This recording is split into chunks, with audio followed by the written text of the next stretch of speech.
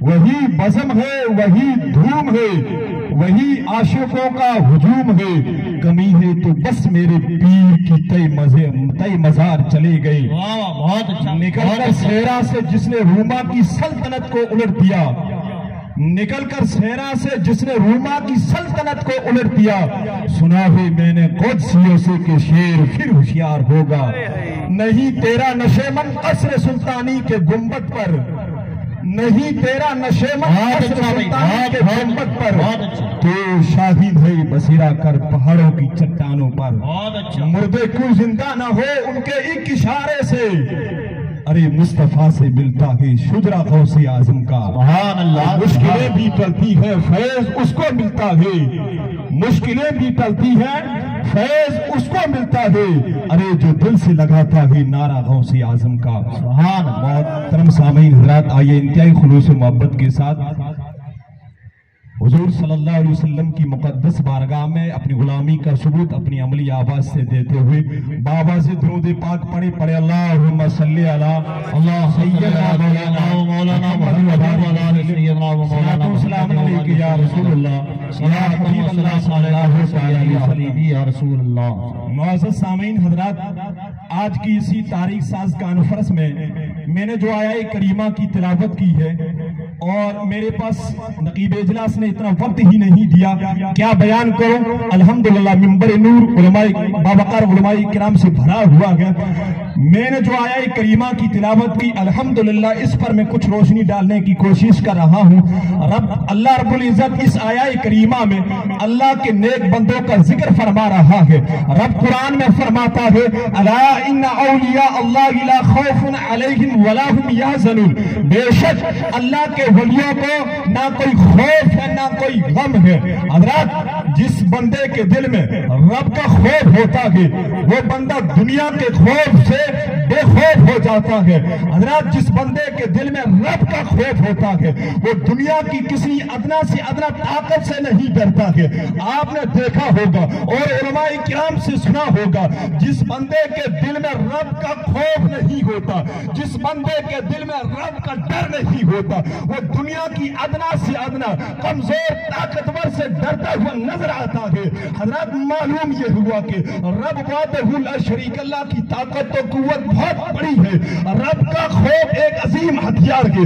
حضرات سنیں، جب رب نے اللہ رب العزت نے قرآن میں جب نماز کا حکم فرمایا، جب قرآن میں روزے کا حکم فرمایا، جب قرآن میں حج کا حکم فرمایا، جب زکوٰۃ کا حکم فرمایا، رب نے جب نماز کا حکم فرمایا تو قرآن کریم میں یوں فرمایا اقیم الصلاۃ، نماز کو قائم کرو۔ جب رب نے روزے کا حکم فرمایا تو رب نے قرآن میں یوں فرمایا یا ایھا الذین آمنوا کتب علیکم الصیام، اے ایمان والو تمہارے اوپر رمضان کے روزے فرض کیے گئے۔ جب رب نے زکوٰۃ کا حکم فرمایا تو رب نے یوں ارشاد فرمایا وآتوا الزکاۃ، اور اپنے مال کی زکوٰۃ ادا کرو۔ جب رب نے حج کا حکم فرمایا تو رب نے قرآن میں یوں فرمایا وَلِلَّهِ عَلَى النَّاسِ حِجُّ الْبَيْتِ مَنِ اسْتَطَاعَ إِلَيْهِ سَبِيلًا، اور اللہ تعالیٰ کے لیے اس گھر تک حج کرنا جس تک وہ چل سکے۔ حضرات، جب رب نے نماز کا حکم فرمایا تو ساتھ میں حرف تنبیہ کا ذکر نہیں فرمایا۔ جب رب نے روزے زکوٰۃ کا حج کے اعلان فرمایا تو ساتھ میں حرف تنبیہ اور ان حرف تاکید کا ذکر نہیں فرمایا۔ سنیں، جب اللہ نے اپنے نیک بندوں کا ذکر فرمایا، اللہ نے اپنے ولیوں کا ذکر فرمایا، اولیاء اللہ کا جب رب نے قرآن میں ذکر فرمایا تو رب قرآن میں یوں فرماتا ہے الا ان اولیاء اللہ لا خوف علیہم ولا هم یحزنون۔ علماء کرام تشریف فرما گئے الا حرف تنبیہ ہے اور ان حرف تاکید ہے۔ رب نے اپنے بندوں کا ذکر الا اور ان الا حرف تنبیہ اور ان حرف تاکید کے ساتھ ذکر فرمایا، کیونکہ وہ رب عالم الغیب و شہادت ہے۔ رب جانتا تھا کہ آخر زمانے میں کہ لوگ ایسے پیدا ہوں گے، لوگ ایسے جنم لیں گے تو نماز کا انکار نہیں کریں گے، روزے کا انکار نہیں کریں گے، زکوٰۃ کا انکار نہیں کریں گے، حج کا انکار نہیں کریں گے۔ ارے ان کا حال یہ ہوگا کہ نماز اتنی پڑھیں گے کہ ان کی پیشانی کالی ہو جائیں گے، اپنے مال کی زکات خوب ادا کریں گے، ارے وہ مال کی روزے ہی روزے رکھیں گے، ارے وہ لوگ حج ہی حج کریں گے۔ جب اللہ کے ولیوں کا ذکر آئے گا، جب اللہ کے نیک بندوں کی تاریخیں آئیں گی، اللہ کے ولیوں کی فضائل و کرامات جب پیش ہوگی، جب رب کے نیک بندے کے کشف و کرامت بیان کیے جائیں گے، جب ان کے سامنے ان کی طاقت و قوت بیان کی جائے گی، تب وہ انکار کر بیٹھیں گے۔ اسی لیے رب نے قرآن میں اس لیے اللہ حرف تنبیہ اور ان حرف تاکید کے ساتھ اللہ کے ولیوں کا ذکر فرمایا ہے۔ آپ نے دیکھا ہوگا اور آپ نے سوچا ہوگا کہ آج ہم سفر بھی کرتے ہیں، آپ جب کسی ایسی سڑک سے تمہارا گزر ہوگا، تمہیں گزرنے کا موقع ملا ہوگا جہاں ریلوے کراسنگ ہوتی ہے، تو وہاں سرکار گورنمنٹ کی جانب سے ڈینجر کی تختی لگا دی جاتی ہے تاکہ لوگ کوئی حادثے کے شکار نہ ہو جائے، تاکہ اپنے لوگ جان سے موت سے ہاتھ نہ دھو بیٹھے۔ اسی طرح تمہارا ایسے تالاب سے گزر ہوگا جہاں ڈوبنے کا اندیشہ ہوتا ہے، تو وہ سرکار گورنمنٹ کی جانب سے ڈینجر کی تختی لگا دی جاتی ہے۔ ارے اسی طرح ٹرانسفارمر پر بھی جاؤ تو ابھی گورنمنٹ کی جانب سے ڈینجر کی تختی لگا دی جاتی ہے، کیونکہ گورنمنٹ اس لیے تختی لگا رہی ہے کہ ان لوگوں کے لیے لوگ تاکہ حادثے کے شکار نہ ہو جائے، موت سے اپنے ہاتھ نہ دھو بیٹھے۔ ارے گورنمنٹ سرکار اس لیے تختی لگاتی ہے، ارے اس لیے لوگوں کو ہوشیار کر رہی ہے تاکہ لوگ اپنی جان سے ہاتھ نہ دھو بیٹھے۔ تو جب اس دنیا میں گورنمنٹ لوگوں کو ہوشیار کر رہی ہے تو اللہ کے ولیوں کا ذکر رب قرآن میں فرماتا ہے۔ ارے اللہ کے ولیوں کے فضائل و کرامت، ان کے کشف و کرامات کو رب نے قرآن میں اللہ حرف تنبیہ اور ان حرف تاکید کا بھی بورڈ لگا دیا ہے۔ رب قرآن میں فرماتا ہے لا خوف علیہم ولا ہم یحزنون۔ حضرات جب گورنمنٹ ہمیں ہوشیار کرتی ہے، لیکن اللہ کے ولیوں کی کشف و کرامت، ان کے فضائل و کرامات رب نے قرآن میں اللہ حرف تنبیہ اور ان حرف تاکید کے ساتھ ذکر فرمایا ہے۔ تو حضرات ہمیں اللہ کے ولیوں کی تاریخ پر چلنا چاہیے، اللہ کے جو سچے بندے ہیں، اللہ کے جو محبوب بندے ہیں، ارے ان کی تاریخ پر اور ان سے وابستہ رہنا چاہیے۔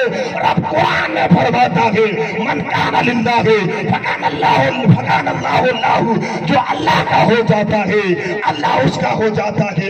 آج حضور غوث پاک کی یاد میں، ان کی شان و شوکت میں ہم جلسہ منعقد کر رہے ہیں، لیکن یہاں سے کچھ نہ کچھ علماء کرام سے سیکھ کر کے جایا کرو۔ ارے غوث کی وہ شان ہے، کوئی بزرگ کتاب میں لکھتے ہیں کہ مرد سب کے بولے، ارے بول کر کے چپ ہو جائے، لیکن غوث کا وہ مرد یعنی جو غوث اعظم کا سلسلہ، ان کا شجرہ، ان کا مراد کل بھی بول رہا تھا، قیامت تک غوث کا مرد بولتا رہے گا۔ وہ غوث پاک کی شان ہے۔ تو ہمیں اللہ کے ولیوں کی ان کی تاریخیں پر چلنا چاہیے، کیونکہ اللہ کے ولیوں کی شان بڑی ہے، لیکن میرے بعد علماء کرام آنے والے ہیں، ان کا ہمیں خیال رکھنا ہے اور مجھے اپنی جگہ پکڑنی ہے۔ اللہ پاک ہم سب کو دین اسلام کے طریقے پر چلنے کی توفیق عطا فرمائے۔ یہاں کی محفلوں میں آئے تو ایک نہ ایک سب لوٹ کر کے جایا کرو، جب بھی غوث کی محفل میں جاؤ، جب بھی کسی ذکر و اذکار سننے کے لیے جاؤ تو اپنے سروں کو ڈھانپ کر کے جایا کرو۔ نمازیوں نماز کی پابندی کرو، خاص کر کے یہاں ہمارے علاقے میں نعرہ رسالت، ایران اعظام، علماء اہل سنت، سبحان اللہ۔ خاص کر کے ہمارے یہاں علاقے میں یہ رواج ہوتا ہے کہ لوگ جب نماز جمعہ کا وقت ہوتا ہے، لوگ داغریہ یا رامسر کی طرف کم توجہ کر کے نکل جاتے ہیں۔ اے خدا کے بندو، تم مسلمان ہو، اس مصطفیٰ کریم کی امت کا دعویٰ کر رہے ہو، اب تم بڑے خوش نصیب ہو، اللہ نے تمہیں مصطفیٰ کریم کی امت میں داخل فرمایا۔ حضرات جو بندہ نماز جمعہ لگاتار تین لگاتار مسلسل چھوڑتا ہے تو اس نے دین اسلام کو पीठ के पीछे फेंक दिया। यहाँ तक के गालिबन हदीस के अल्फाज है, जिस बंदे ने लगातार 3 नमाज जुमा छोड़ दिया उसका दीन इस्लाम से खारजा हो गया। अल्लाह अकबर, ये नमाज जुमा की सजा है। तो आप हजरात नमाजों की पाबंदी करें, अल्लाह के वलियों से मोहब्बत करें, अल्लाह के वलियों का दामन पकड़े, बुजुर्गों से पाक का दामन पकड़े और अपने अकीदे को क्रिकेट की तरह, जो क्रिकेट हमारे यहाँ रंग बदलता है, इस तरह अपने अकीदे को मत बदले।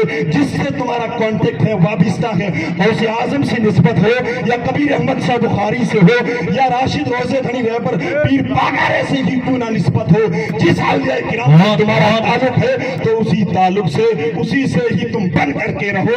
तब तुम इस दुनिया में भी कामयाब और आखिरत में भी कामयाब हो जाएंगे। अगर उनका दामन छोड़ दोगे इस दुनिया में भी नाकाम और आखिरत में भी नाकाम। फूल की पत्ती से कट सकता है हीरे का जिगर, मर्द नादा पर कलाम नर्म नाजुक है असर। अभी और जिंदगी दे के है दास्तां अधूरी, मेरी मौत से ना होगी कभी दास्तां पूरी। और जो मैंने बयान किया उलमाए किराम की मौजूदगी में, मैं अपने मुर्शिद आजम इमामुल आरिफीन हुजूर राशिद रोजे धनी रहबर को हाजिर नाजिर समझ करके खुलेआम तौबा करता हूँ। अस्तगफिरुल्लाह रब्बी मिन कुल्लि ज़म्बिन व आखिर दावाना अनिल हम्दुलिल्लाहि रब्बिल आलमीन। सारे जहां से अच्छा हिंदुस्तान हमारा, हम बुलबुले हैं उसकी ये गुलिस्तान हमारा।